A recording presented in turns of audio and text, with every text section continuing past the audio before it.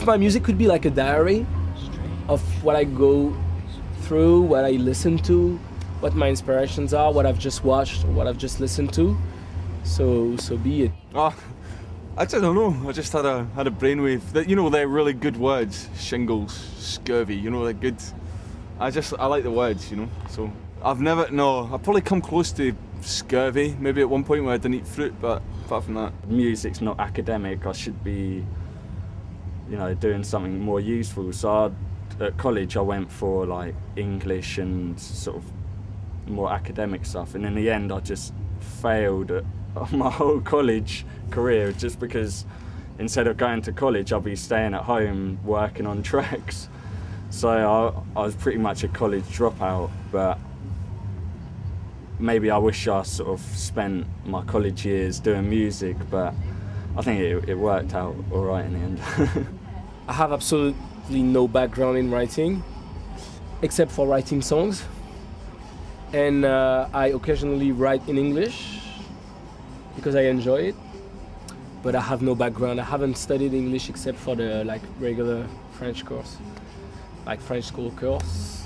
And I just enjoy it basically. BZP and Somi came up with this idea of having a kind of a commercial website what they could sell stuff, but they said maybe we should have another side to the site where we could just tell stories and do whatever we want, like a platform so we can go out and reach out to people. I'm in. So I have no blog experience. I don't even have a Facebook page or whatever. It's just it takes a little time to adjust your distance. I'm not the biggest guy to talk blogging because I'm not that familiar with the world, tweeting and blogging, and I think in terms of it means everyone's very aware of what's happening all over, and people are very savvy to what's happening. I think maybe the scene is maybe more homogenized than it was, so I think there's room for more people to do a bit more edgy stuff.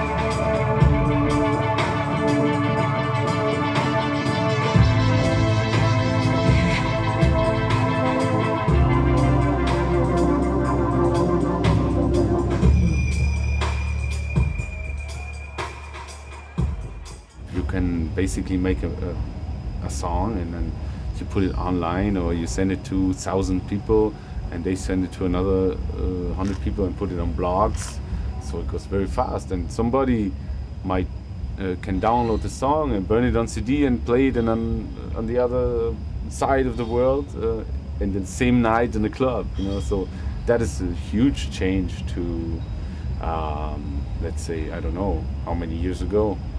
Oh, fuck the number. It doesn't matter. Where you still, even 5 years maybe, and where you needed a big infrastructure to get this thing there. Compare it to shoes. What would you do? You need to invent a shoe. You need the production of the shoe, and then you need the distribution that somebody buys it. You need to put it to all the shops. And basically that doesn't exist anymore for music. But at the same time, it's sort of a bit cheeky when people are posting up tracks that you've only sent to a couple of people, and you think, hang on, this don't come out for months. Why are they posting it up for free for everyone? But at the same time, it's definitely just the way things have gone, and I see it generally more as an advantage. Everybody, I think, except for the people that used to sell a lot of records. For everybody that's new, it's rather an advantage.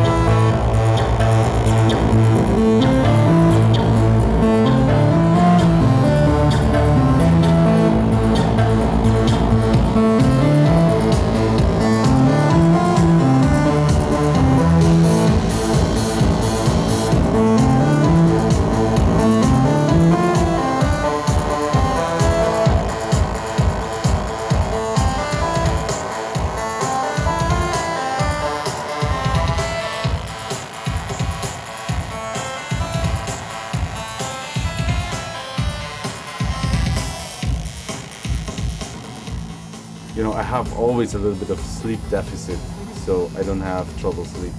I slept 7 hours, but I woke up and I felt tired. I don't know why. I was like, why do I feel tired? I slept 7 hours. It's just mystery. Maybe I turned the air condition too much, you know, and then you get so cold and the body has to work so hard that you are exhausted. Like when I play every weekend twice, the week is very short, you know, you get interrupted. You have only like maybe Monday to Thursday, and where you have to do all your things, you know, like maybe you have a private life a little bit, and then you have to do this and that and this and that. So I took that time off from playing shows, and that was actually really good because I could really work on something constantly, and that took me like 6 months or so, and I had some songs ready from the time before, which was a time like now where I do some stuff in between, but I'm not really like strict working in the studio all the time. You know how it is, you sit in front of your like your email program, send, receive, and the day is over. I try and spend as little time as possible, but it's sort of tempting just to sort of check your emails, check tracks. But I think as a producer, you've got to be focused, and like any internet at all is just a distraction. And even though it's good to sort of speak to people and passing around tracks, it's best just to be focused on what you're doing. So I try and keep it to a minimum. And this is my house. And in my house there is only house music. But I am not so selfish, because once you enter my house, it then becomes our house and our house music. Ibiza, I have to say it's been perfect as far as I'm concerned. So nice. I wish I played the terrace. I mean, at least once, but you know, I'm still happy. I have a very good time here, and what can I say? You know, it's bass. It's we love just having a good time. I play whatever I want. Everybody's pretty open. It's getting more and more and more open, like about new music, about new style. You could come here and not go clubbing, and you know, you still haven't even scratched the surface.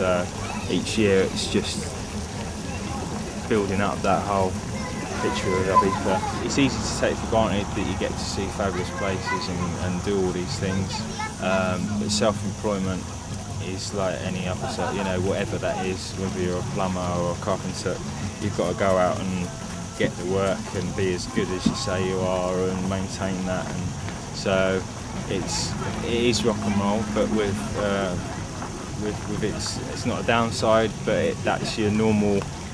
Your normality is that, all right, I've got to do the normal things, you know. So it's easy to get carried away and think that you are living that lifestyle, but it's also easy to believe your own hype.